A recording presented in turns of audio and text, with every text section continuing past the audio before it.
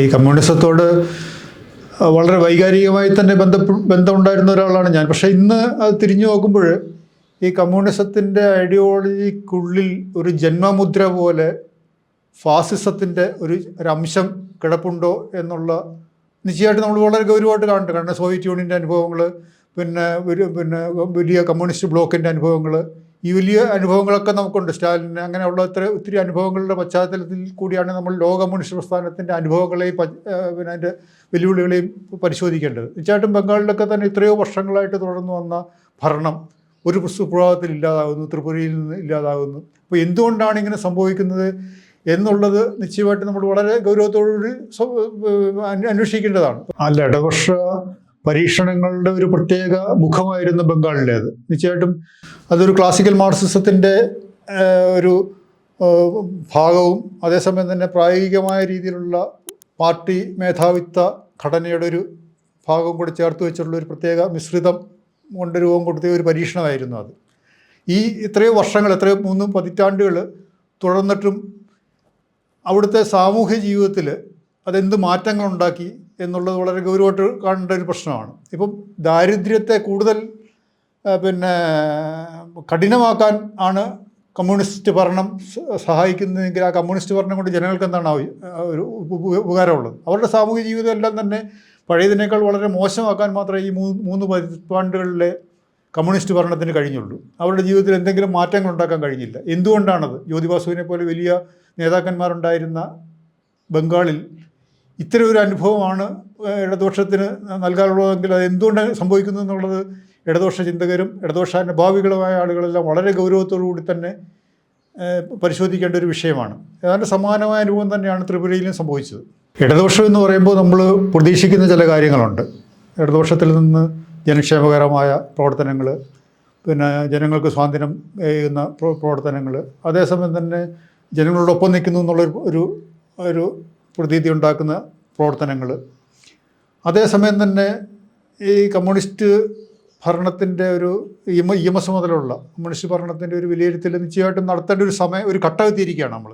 ഇപ്പോൾ നമ്മൾ ഇത് ഒരു കമ്മ്യൂണിസ്റ്റ് ഭരണത്തിൻ്റെ ഏറ്റവും അവസാനത്തെ മുഖ്യമന്ത്രിയാണെന്ന് നമ്മൾ അങ്ങനെ പറഞ്ഞില്ലെങ്കിൽ പോലും ഏതാണ്ട് പല രീതിയിലുള്ള വെല്ലുവിളികൾ നേരിടുന്ന ഈ ഘട്ടത്തിൽ EMS മുതൽ 57 മന്ത്രിസഭ മുതലുള്ള ഇതുവരെയുള്ള അനുഭവങ്ങളെ വളരെ ക്രിട്ടിക്കലായിട്ട് വിലയിരുത്തുന്ന ഇടതുപക്ഷ ചിന്തകർ തന്നെ ഉണ്ടാകുന്നില്ല എന്നുണ്ടെങ്കിൽ ഈ ഇടതുപക്ഷ ആശയങ്ങൾ വലിയ പ്രതിസന്ധിയാണ് നേരിടാൻ പോകുന്നത്. പ്രത്യേകിച്ച് വിമോചന സമരത്തിൻ്റെ കാലം മുതൽ തന്നെ ഭൂമാഫിയയും അല്ലെങ്കിൽ പള്ളി പ്രമാണിമാരും ചേർന്ന് നടത്തിയ വിമോചന സമരം, CAയുടെ സഹായത്തോട് നടത്തിയ വിമോചന സമരം എന്നുള്ള ഒരു വശമുള്ളപ്പോൾ തന്നെ അന്ന് വളരെ സജീവമായൊരു ഉന്നയിക്കപ്പെട്ട സെൽഫ് ഭരണം പോലെയുള്ള ഒരു പാർട്ടി ഏകാധിപത്യത്തിൻ്റെ ചില മനോഭാവങ്ങൾ പ്രകടമാകുന്ന പ്രവണതകൾ വളരെ ശക്തമായിരുന്നു. അതുകൊണ്ടാണ് CJ തോമസിനെ പോലുള്ള പല എഴുത്തുകാർക്കും സ്വതന്ത്ര ചിന്തകർക്കും എല്ലാം തന്നെ അന്ന് ഇതിനെ എതിർക്കേണ്ട ഒരു ഘട്ടമുണ്ടായത്. അപ്പോൾ അന്ന് മുതൽ തന്നെ നിലനിൽക്കുന്ന ഈ പ്രശ്നങ്ങളോട് അല്ലെങ്കിൽ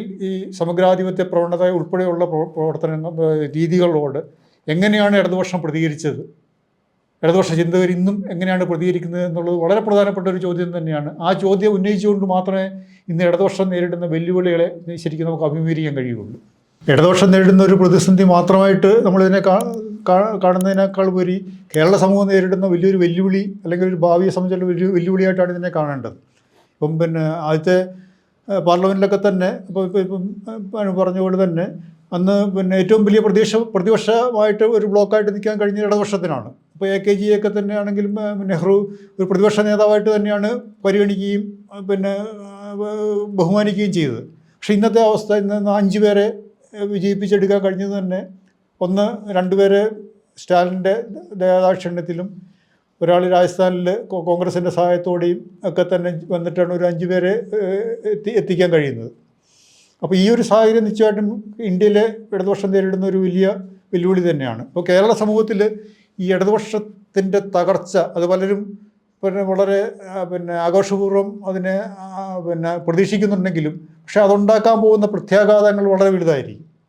നിശ്ചയമായിട്ടും അത് ഈ പറഞ്ഞതുപോലെ തന്നെ വർഗീയ ശക്തികളുടെ BJP പോലുള്ള വർഗീയ ശക്തികളുടെ വ്യാപനത്തിനാണത് പല രീതിയിലും പിന്നെ ഇടയാക്കാൻ സാധ്യതയുള്ളത്. അപ്പോൾ അത് ഈ വെല്ലുവിളിയെ എങ്ങനെ നമ്മൾ നേരിടാൻ പറ്റുമെന്നുള്ളത് വളരെ പ്രധാനപ്പെട്ട പ്രശ്നമാണ്. അപ്പോൾ അവർക്ക് പിന്നെ കേരളത്തിൻ്റെ ഒരു പിന്നെ ഇലക്ട്രൽ സംവിധാനത്തിൽ ഒരു ഘടനയനുസരിച്ച് BJPക്ക് അത്ര എളുപ്പമല്ല ഇവിടുത്തെ ഒരു രാഷ്ട്രീയത്തിലേക്ക് പ്രവേശിക്കുക എന്നുള്ളത്.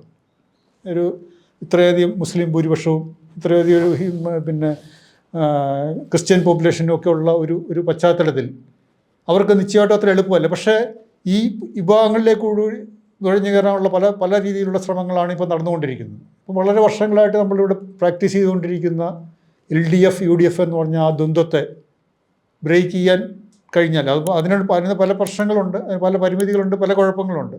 പക്ഷേ അതിനെ തകർത്തുകൊണ്ട് ഒരു പിന്നെ വർഗീയ പ്രസ്ഥാനത്തിന് BJP പോലൊരു വർഗീയ പ്രസ്ഥാനത്തിന് ഒരു മേൽക്കൈ ലഭിക്കാൻ കഴിയുന്നൊരു സാഹചര്യത്തിൻ്റെ സൂചനകളാണ് തൃശ്ശൂർ നൽകുന്നതെങ്കിൽ അത് വളരെ അപകടകരമായൊരു സാഹചര്യം തന്നെയാണ്. നമ്മൾ പല രീതിയിലുള്ള രാഷ്ട്രീയ പാർട്ടികളുടെ ചില പ്രത്യേക വിഭാഗങ്ങളെ പ്രീണിപ്പിക്കാനുള്ള ശ്രമവും അവരെ ചേർത്ത് അവരെ വോട്ട് ബാങ്കായിട്ട് മാറ്റാനുള്ള ശ്രമവും സ്വാഭാവികമായിട്ടും അതിൻ്റെ പ്രത്യാഘാതങ്ങൾ വേറൊരു രൂപത്തിലുണ്ടാകുകയും അത് വേറൊരു കൺസോൾട്ടേഷനായിട്ട് മാറുകയും ചെയ്യും.